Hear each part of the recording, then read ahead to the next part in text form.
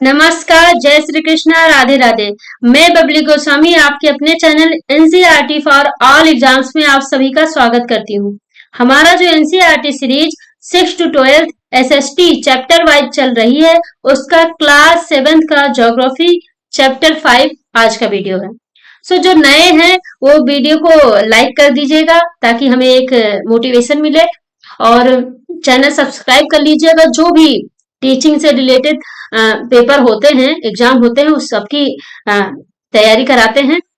और चूंकि मेरा बीएड अभी इधर जुलाई में ही कंप्लीट हुआ है और सीटेट 3 बार मैंने क्वालिफाई किया है, इसलिए इससे जुड़ा जो है, टीचिंग से जुड़ा, विशेषकर टेट से जुड़ा, और एनसीईआरटी, क्योंकि एनसीईआरटी काफी पढ़ना रहता है और मैंने इस बीच काफी पढ़ा है, तो अच्छी तैयारी है, इसलिए मैं आपकी तैयारी करा सकती हूँ। ओके। जो जो भी इसमें जो नए हैं वो उनके लिए बता देते हैं कि जो लेसन में जो बहुत इंपॉर्टेंट लाइन होती है उसको हम अंडरलाइन कर देते हैं, इसलिए आप स्क्रीनशॉट ले लीजिएगा, बाद में लिख लेना, या आप पॉज लगा के लिख सकते हैं। ओके। और लिखने का तरीका भी बता चुके हैं। और अगर कोई नोट्स नहीं बनाना चाहता है और परचेज करना चाहता है तो मामूली फीस पर, अब देखो, फ्री की कोई वैल्यू नहीं रहती, इसलिए फ्री नहीं देंगे। दे सकते हैं फ्री, क्योंकि पीडीएफ ही तो देते हैं, बिल्कुल दे सकते हैं कि एक ही बार मेहनत किया है, सबको मिल जाए, सबका भला हो जाए। लेकिन अगर फ्री देंगे तो उसकी वैल्यू ही नहीं रहेंगे, आप लोग उतना पढ़ेंगे नहीं। जब पैसा देंगे तो पढ़ेंगे, इसलिए बहुत मामूली फीस रखी है। व्हाट्सएप नंबर जो रिफ्लेक्ट हो रहा है उस पर आप संपर्क करिएगा और आपको पीडीएफ मिल जाएगा। ओके। हम लोग शुरू करते हैं। लेसन का नाम है जल, यानी इसमें हम जल को लेकर पढ़ेंगे। जल के बारे में पढ़ेंगे कि जो पृथ्वी है उस पर जल कितना है। जल तो बहुत है, क्योंकि नीला ग्रह कहा जाता है। क्यों कहा जाता है? क्योंकि अंतरिक्ष से जब देखा गया पृथ्वी को तो पृथ्वी नीला नीला दिखा, और वो किस लिए? क्योंकि जल के वजह से, रिफ्लेक्शन के वजह से दिख रहा था। और अब सवाल यह है कि जब जल इतना ही है तो कई ऐसे इलाके हैं, कई ऐसे देश हैं जो पानी की कमी से जूझ रहे हैं, तो क्यों? उसका भी सवाल का जवाब मिलेगा। थोड़ा सा सस्पेंस भी रखे, चलिए। और हाँ, एक बात ये भी याद रखिएगा कि हम जो है 7th क्लास पढ़ा रहे हैं, तो 7th क्लास के एक बच्चे के लेवल को लेते हुए पढ़ाएंगे, ताकि क्योंकि मुझे जो पता है कि इसमें कम्पिटेटिव एग्जाम वाले ज्यादा हैं, लेकिन आप ध्यान रखिएगा कि हम जिस क्लास को पढ़ाएंगे उसी के लेवल को लेते हुए पढ़ाएंगे, ताकि उस क्लास के बच्चा अगर जो जुड़ा हो तो उसको भी अच्छे से समझ में आए। खैर, अब बात आगे बढ़ती है। नदी, जलप्रपात, वर्षा की रिमझिम अपने नल के जल के बारे में सोचने लगते हैं। बच्चे वर्षा से भरे गड्ढे में कागज की नाव तैराकर बहुत खुश होते हैं। दोपहर तक गड्ढे में जमा जल गायब हो जाता है। वह जल कहाँ जाता है? ये सारे सवाल बच्चों के मन में उठता है कि आखिर उस गड्ढे में जो जल था वो कहाँ गया। तो कहाँ गया? सूर्य के ताप के कारण जल वाष्पित हो जाता है, यानी भाप बन के ऊपर उड़ता है। फिर ठंडा होने पर जल वाष्प संघनित होकर बादलों का रूप ले लेता है। ये जैसे तस्वीर है, तस्वीर को आप स्क्रीनशॉट ले लीजिएगा और अपनी नोट्स में ऐसे ही बना लीजिएगा, बहुत अच्छे से समझ में आएगी। भले 1-2 बार बना के प्रैक्टिस कर लेना तो चीजें दिमाग में बैठ जाती हैं। यहां से यह वर्षा हिम तथा सहिम वृष्टि के रूप में धरती या समुद्र पर नीचे गिरता है। ये जो वाष्पित होती है, ये संघनित होकर, ये देखिए संघनन, बहुत सारे इकट्ठा होकर बादल बनाया, फिर ये वर्षा किया। अब वर्षा के रूप में भी हो सकता है, हिम के रूप में, और कई रूपों में होता है। ऐसा नहीं कि सिर्फ बारिश ही होती है इससे। हमारी पृथ्वी थरशाला के समान है। अब थरशाला क्या होता है? ये देखिए, यह छोटे घर के पौधे रखने का कृत्रिम हाथ होता है। आई होप आप सभी को कर्सर भी दिख रहा होगा, ध्यान दीजिएगा। और ये देखिए, कर्सर दिख रहा है, तो कर्सर जहां जा रही है उसी पर नजर रखिएगा। आगे बढ़ते हैं। तो ये जो थरशाला होती है, साला शब्द जो है एक एरिया के लिए यूज किया जाता है, यानी एक घर के लिए। और थल मतलब घर, जमीन, भूमि। तो कृत्रिम आहत को बोलते हैं थलशाला। कृत्रिम यानी आर्टिफिशियल घर जो होते हैं।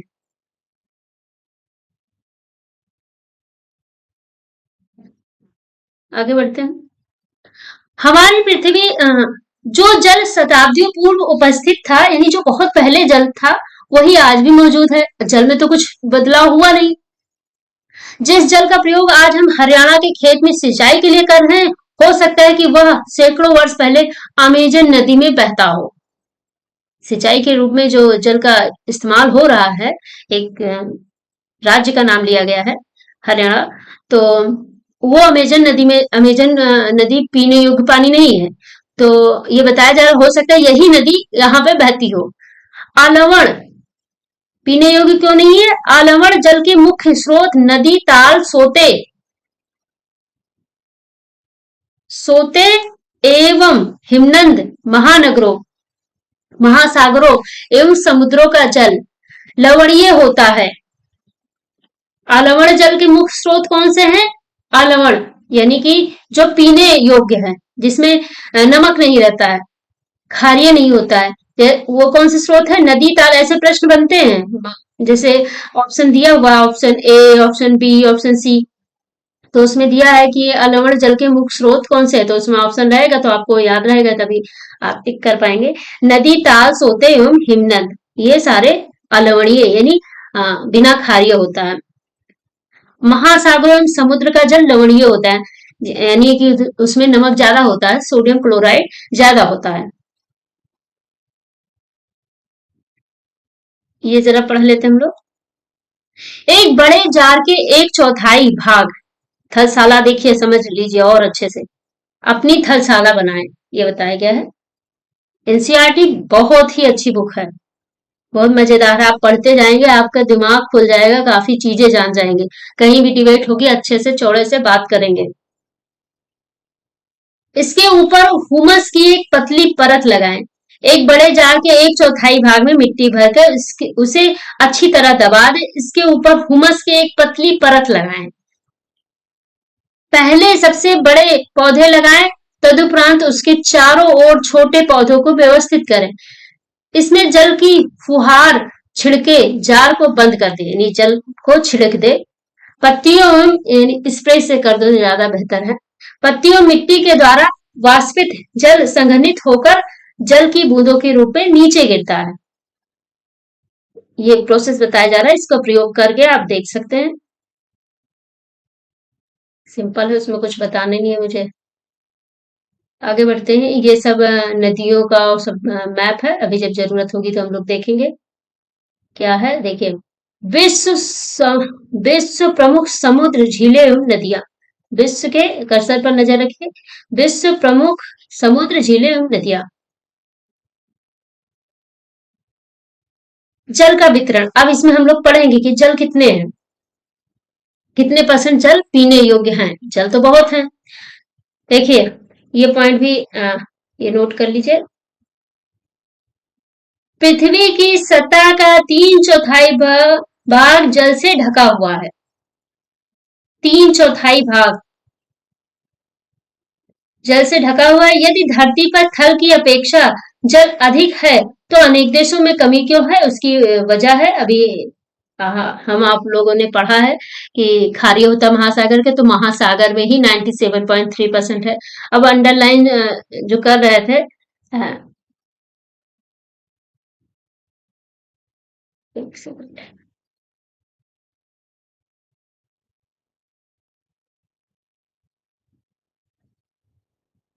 अनेक महासागर में 97.3% यहीं पे है। बर्फ है 0.2%, भूमिगत जल है 0.68%। कितना कम है, यही मेन काम आता है सबसे ज्यादा। झीलों का अलवण जल, यानी कि ये भी पीने योग्य है, 0.9909। स्थलीय समुद्र एवं नमकीन झीलें, नमकीन है तो ये पीने योग्य है नहीं, ये इतना है। वायुमंडल इतना है, वायुमंडल भी, उसमें भी तो जल होता है, आर्द्र होता है। और नदियां 0.01%, कितना कम टोटल। तो इस प्रकार इतने कम परसेंट, अभी एक्चुअल में कितने ये जोड़ के हुए हैं, अभी आगे आप पढ़ेंगे कि एक्चुअल में कितने परसेंट है। तो हमेशा ऐसे याद रखिएगा, अगर परसेंटेज ना याद रहे, कि 3% से भी कम पीने योग्य जल है।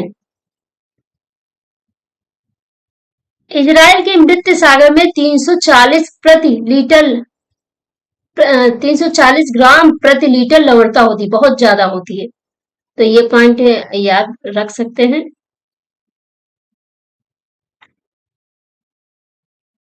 लवणता का मतलब फिर से देख सकते हैं।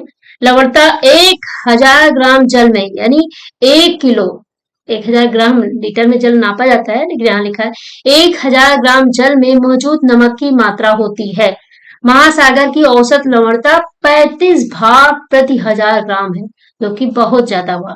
35 भाग प्रति 1000 ग्राम, यानी कि इसका जो है 35%, ऐसे समझ सकते हैं। तो बहुत ज्यादा हुआ, जो पिया नहीं जा सकता। कहते हैं ये कोई पढ़ना नहीं है। जीवन के लिए जल अत्यधिक आवश्यक है, ये सभी को पता है। प्यासे होने पर केवल जल ही हमारी प्यास बुझा सकता है। जूस या कोई और चीज नहीं बुझा सकता है, भले ही वो लिक्विड है। ऐसे में आपको लगता होगा कि लापरवाही से जल का उपयोग करने पर हम बहुमूल्य संसाधन को बर्बाद कर रहे हैं। ये बहुमूल्य संसाधन है, ओके, जिसको बनाया नहीं जा सकता आर्टिफिशियल तरीके से। तो ये मैंने अंडरलाइन कर ही दिया है। आगे बढ़ते हैं। महासागरीय परिसंचरण, इसके बारे में पढ़ेंगे। पहले ये जान लेते हैं, 22 मार्च को क्या मनाया जाता है? विश्व जल दिवस के रूप में मनाया जाता है, जब जल संरक्षण की विभिन्न विधियों को प्रबलित किया जाता है। यानी अब जैसे कोई भी चीज होता है, दिवस मनाया जाता है कि उस दिन हुआ, उस दिन उसका फाउंडेशन डे के रूप में या जन्म के रूप में मनाया जाता है। लेकिन अब जल तो बहुत सालों से है, जब से दुनिया है। तो यहाँ पे किस लिए इसका विश्व जल दिवस मनाया जाता है? जल संरक्षण की विभिन्न विधियों को यहाँ पे समझाया जाता है, बताया जाता है। महासागरीय परिसंचरण, देखिए, महासागरीय परिसंचरण, इसके बारे में पढ़ेंगे हम लोग। समुद्री तट पर नंगे पैर चलने से कुछ जादुई सी अनुभूति होती है। देखो, सारी पॉइंट पढ़ना इसलिए जरूरी है कि ऐसे ही इसी से क्वेश्चन बना देते हैं, फिर अरे ये कौन सा क्वेश्चन पूछ लिया गया। तो वन लाइनर से कुछ नहीं होगा, आपको थ्योरी पढ़नी ही पड़ेगी। पुल अनुभूति होती है, पुलिन पर नम आलू, ठंडी पवन, समुद्री पक्षी, वायु में लवणीय गंध, जो जो वहां की हवा होती है समुद्र किनारे की, वो भी नमकीन होती है, गंध आती है नमक की। तो ये सब खासियत है, एक अलग ही अनुभूति होती है। लहरों का संगीत, लहर का एक अलग संगीत होता है। तो इसको आप याद रख सकते हैं, इसको लिखने की जरूरत नहीं, लेकिन हमने अंडरलाइन कर दिया है। सब कुछ सम्मोहित करने वाला प्रतीत हो, नहीं, सब कुछ बहुत अच्छा लगता है। ताल एवं झील के शांत जल के विपरीत महासागरीय जल हमेशा गतिमान रहता है। जो महासागर के जल होते हैं हमेशा गतिशील होते हैं। उसमें अगर कोई डूब गया, गिर गया, तो भैया वो काफी दूर तक निकल जाता है, क्योंकि पानी ही की रफ्तार ही बहुत तेज होती है। ताल और झील की तरह शांत नहीं रहता है। यह कभी शांत नहीं रहता। महासागरों की गतियों को इस प्रकार वर्गीकरण कर सकते हैं। इनकी गतियों को कैसे वर्गीकरण किया गया? तरंगे, ज्वार भाटा एवं धाराएं। तरंगे, ज्वार भाटा एवं धाराएं, 3 रूपों में इनकी जो है गतियां होती है। अब ज्वार भाटा से क्वेश्चन बनता है, इसलिए हम लोग पढ़ेंगे तरंगे को, ज्वार भाटा सब पढ़ेंगे। तरंगे, समुद्र तट पर गेंद खेलते समय जब गेंद जल में गिर जाता है, गेंद फेंको या खेलो, कुछ भी करो, गेंद जब जल में गिर जाती है तो होता क्या है कि, और ये भी बहुत मनोरंजक, बहुत क्या कहते हैं, एंटरटेनमेंट वाली चीज होती है, लोग देखते भी है करके ऐसे, कि तरंगे जो है गेंद तट पर वापस लौट आती है। तरंगों के साथ जो है गेंद वापस तट पर आ जाती है, यानी किनारे पर आ जाती है। जब महासागरीय सतह पर जल लगातार उठता और गिरता रहता है तो इसे तरंगे कहते हैं। तरंगे किसे कहते हैं, ये देखिए, जब महासागरीय सतह पर जल लगातार उठता है और गिरता है, कर्सर पर देखिए, उठता है और फिर गिरता है, इसी को तरंगे कहते हैं। ये देखिए तरंगे का चित्र है, ये उठा, ये गिरा, इसी को तरंगे कहते हैं। और यहाँ पे देख लें, जब समुद्री सतह पर पवन बहती है तब तरंगे उत्पन्न होती है। अब तरंगे क्यों उत्पन्न होती है उसकी भी वजह है। समुद्री सतह पर, जो समुद्र का जहां फैला है उस सतह पर, इसके हिस्से पर जब पवन यानी हवा, पवन जो बहुत तेज होती है उसी को बोलते हैं, बहती है तब तरंगे उत्पन्न होती हैं। जितनी ही तेज पवन बहती है तरंगे भी उतनी ही बड़ी होती हैं। आगे बढ़ते हैं। तो पूरा कलर कर दिया। एनीवे, चलिए कलर ही चेंज करते हैं।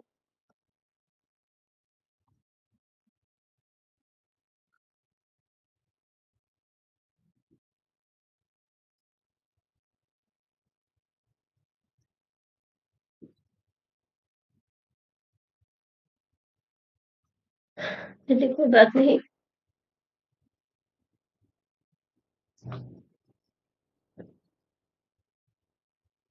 तूफान में तेज वायु चलने पर विशाल तरंगे उत्पन्न होती है। इनके कारण अत्यधिक विनाश हो सकता है। क्या होता है? तूफान में जब तेज वायु चलने पर विशाल तरंगे जब बहुत तेज होती हैं तो क्या लेकर आती है? भूकंप, ज्वालामुखी उद्गार, भूकंप, ज्वालामुखी उद्गार, जल के नीचे भूस्खलन के कारण महासागरीय जल अत्यधिक विस्थापित होता है। इसके परिणाम स्वरूप 15 मीटर तक की ऊंचाई वाली विशाल ज्वारीय तरंगे उठती हैं। बहुत ज्यादा हुआ, 15 मीटर तक की ऊंचाई वाली। इसी को सुनामी कहते हैं। तो सुनामी किसे कहते हैं ये आपको समझ में आ गया होगा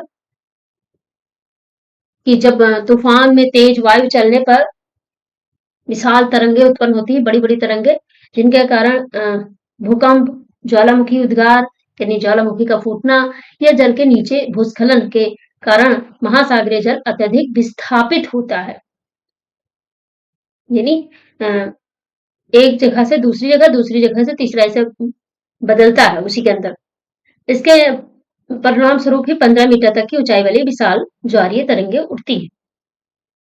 अब तक का सबसे विशाल सुनामी 150 मीटर, जो बहुत बड़ा है, मापा गया था। 150 मीटर यानी 150 मीटर। ये तरंगे 700 किलोमीटर प्रति घंटे से अधिक की गति से चलती हैं। 700 किलोमीटर कितना ज्यादा हुआ? कमेंट में लिखिएगा, हेलीकॉप्टर, हवाई जहाज कितने किलोमीटर प्रति घंटे की रफ्तार से चलता है? 2004 के सुनामी से भारत के तटीय क्षेत्रों में अत्यधिक विनाश हुआ था। 2004 में सुनामी आई थी, तटीय क्षेत्र यानी समुद्र के किनारे वाले क्षेत्र में। सुनामी के बाद अंडमान निकोबार द्वीप समूह में एक इंदिरा पॉइंट नाम का जो है जगह थी, वो डूब गया, यानी इंदिरा पॉइंट यहीं से खत्म हो गया। सुनामी जो है जापानी शब्द का एक शब्द है, जापानी भाषा का, जिसका अर्थ है पोताश्रय तरंगे, क्योंकि सुनामी आने पर पोताश्रय नष्ट हो जाती है। पोताश्रय तरंगे यानी पोत से बना हुआ। ये सुनामी, पृथ्वी का तांडव। चक्रवात सुनामी में अगर जो याद रखना है कि दोनों में अंतर याद रहे, तो सबसे आसान तरीका है सुनामी यानी पृथ्वी का तांडव, ऐसे याद रखिए एक लाइन में। और चक्रवात यानी प्रकृति का आक्रोश, ऐसे याद रख सकते हैं। इसको आप पढ़ लीजिएगा, इसमें कुछ ऐसा नहीं है जो बताया जाए अलग से, बस एक कहानी के फॉर्म में है जो आप पढ़ लीजिएगा, वरना वीडियो बहुत लंबी हो जाएगी।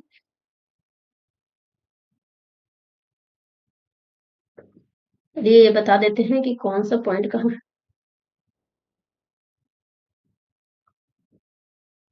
भारतीय सीमा का धुर राष्ट्रीय दक्षिणी बिंदु इंदिरा पॉइंट, जो अंडमान निकोबार द्वीप समूह में है, वो तो डूब ही गया, पूरी तरह से डूब गया। जब सुमात्रा में भूकंप के अभिकेंद्र से तरंगे सुमात्रा की तरफ से अंडमान द्वीप समूह एवं श्रीलंका की ओर बढ़ी, तरंगों की लंबाई कम हो गई। जल की गहराई भी कम होने के कारण इसकी गति भी कम हो गई। तो समुद्र तट से सुनामी तरंगे 3 किलोमीटर तक की गहराई तक गई, जिसके फलस्वरूप 10,000 से भी अधिक लोगों की मृत्यु हो गई। तो ये होता है, इतना खतरनाक होता है। समुद्र तट से सुनामी तरंगे 3,000 किलोमीटर की गहराई तक गई, जिनके फलस्वरूप 10,000 लोग मरे। यानी जो समुद्र तल है, इसे समुद्र है और इसकी गहराई यानी नीचे से 3,000 किलोमीटर तक, यानी धरती के समुद्र के जहां भी समुद्र है, उसकी जहां भी वो मिलता है एक ठोस जगह, उसके 3 किलोमीटर गहराई तक जो है सुनामी आई थी। इसमें 10,000 से भी अधिक लोग मारे गए। भारत में आंध्र प्रदेश के तटीय प्रदेश, ये याद रखिएगा, भारत का हिस्सा, तमिलनाडु, केरल, पांडुचेरी, निकोबार अंडमान निकोबार द्वीप समूह सर्वाधिक प्रभावित हुए, क्योंकि ये समुद्री इलाके के पास है। और दूसरी वजह यह है कि ये जो है, एक है अरब सागर के पास और एक है बंगाल की खाड़ी के पास, इसलिए भी खतरा होता है। चलिए मैप देखें।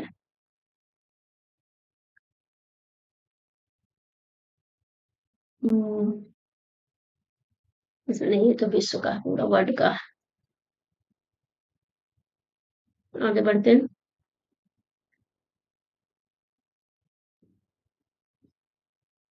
ये देखिए, तमिलनाडु के तट पर सुनामी द्वारा विनाश कैसे हुआ, ये देखिए, कहानी के फॉर्म में है, आप पढ़ लीजिएगा इसको। ज्वार भाटा क्या होता है ये समझते हैं। दिन में 2 बार नियम से महासागरीय जल का उठना उठना कर्सर पर नजर रखिएगा, उठना एवं गिरना ज्वार भाटा कहलाता है। जब सर्वाधिक ऊंचाई पर उठकर, यानी जब बहुत ज्यादा ऊंचाई पर उठकर तट के बड़े हिस्से को डुबो देता है, जो तट होता है, किनारा बड़े हिस्से को डुबो देता है, तब उसे ज्वार कहा जाता है।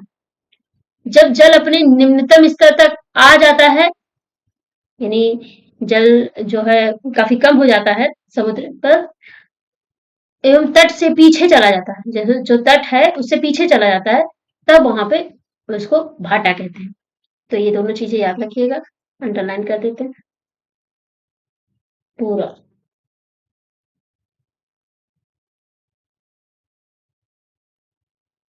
तो ये क्वेश्चन बनते हैं।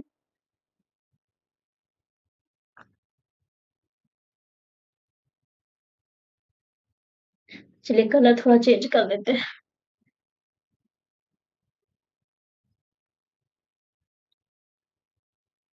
आगे बढ़ते हैं। अब जो ज्वार भाटा कब आता है इसके बारे में समझेंगे। कभी भी नहीं आ जाता है, तो वैसे तो होता रहता है, लेकिन लघु ज्वार भाटा और बृहद ज्वार भाटा यानी बड़ा ज्वार भाटा, ये दो जो काफी समस्या भी लेकर आते हैं, उनकी बातें होंगी यहाँ पे। सूर्य एवं चंद्रमा के शक्तिशाली गुरुत्वाकर्षण बल के कारण पृथ्वी की सतह पर ज्वार भाटे आते हैं।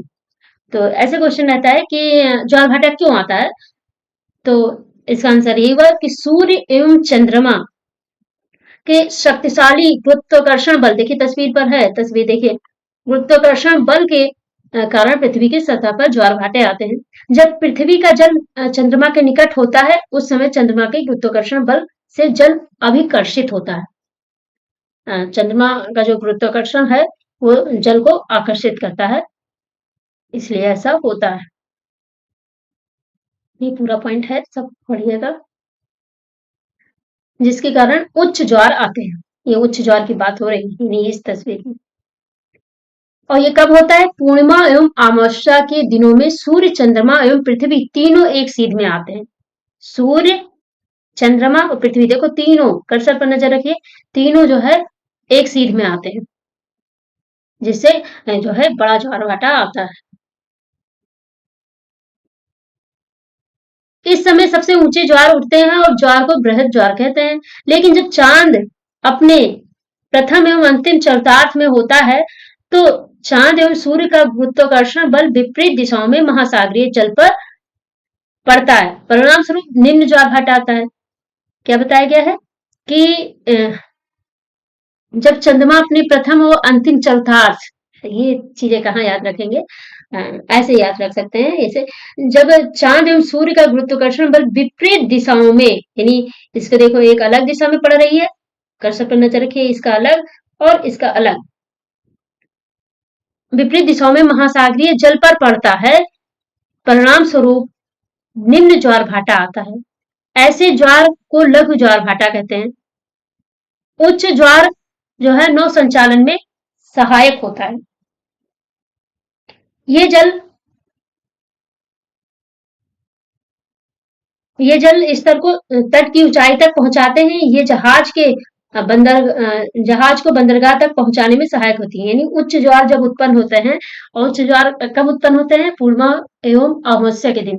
तो उसमें यात्रा नौ नौ संचालन यानी नाव की सवारी करना ज्यादा ठीक रहता है। और इसी में मछलियां भी पकड़ते हैं लोग। उच्च ज्वार मछली पकड़ने में भी मदद करता है। उच्च ज्वार के दौरान ऐसे क्वेश्चन हुआ मछली उस समय क्यों पकड़ा जाता है, तो आपको ये याद होना चाहिए क्योंकि जो जल है वो तट के पास आ जाता है, इसलिए आसानी से मछलियां पकड़ी जाती हैं साधारण भाषा में। उच्च ज्वार के दौरान अनेक मछलियां तट के निकट आ जाती हैं, इसके परिणाम मछुआरे बिना कठिनाई के मछलियां पकड़ पाते हैं। कुछ स्थानों पर ज्वार भाटे से होने वाले जल के उतार चढ़ाव का उपयोग विद्युत उत्पादन यानी बिजली का उत्पादन भी किया जाता है। महासागरीय धाराएं पूरा पूरा फिलअप हो गया, पूरा पन्ना ही हो गया। महासागरीय धाराएं महासागरीय धाराएं निश्चित दिशा में महासागरीय सतह पर निश्चित रूप से बहने वाली जल की धाराएं होती हैं। महासागरीय धाराएं गर्म एवं ठंडी हो सकती हैं। समानतः गर्म महासागरीय धाराएं भूमध्य रेखा के निकट उत्पन्न होती हैं एवं ध्रुवों की ओर प्रभावित होती हैं। ठंडी धाराएं ध्रुवों एवं उच्च अक्षांशों से उष्ण कटिबंधीय निम्न अक्षांशों की ओर प्रभावित होती है। जो पहले के लेसन नहीं पढ़े हैं, 6 क्लास नहीं पढ़े हैं, उनको कम समझ में आ रहा होगा। आप प्लेलिस्ट बन गई उसमें देख लीजिएगा तो ज्यादा समझ में आएगा। ओके, चलिए इसमें तो कुछ ऐसा इंपॉर्टेंट है नहीं। महासागरीय धाराओं के बारे में बताया गया। आगे बढ़ते हैं, लेसन भी कंप्लीट होने। जहां गर्म ठंडी जल धाराएं मिलती हैं वहां कोहरे वाला मौसम होता है। कोहरे कहाँ होता है? जहां गर्म एवं ठंडी जल धाराएं मिलती है वहां कोहरे वाला मौसम होता है। इसके फलस्वरूप नौ संचालन में बाधा उत्पन्न होती है। कोहरा रहेगा तो नौ संचालन में बाधा होती है। आई होप आप सभी को समझ में आ गया होगा। और आपसे एक रिक्वेस्ट है कि आप वीडियो लाइक जरूर कर दीजिएगा, और हाँ अपने दोस्तों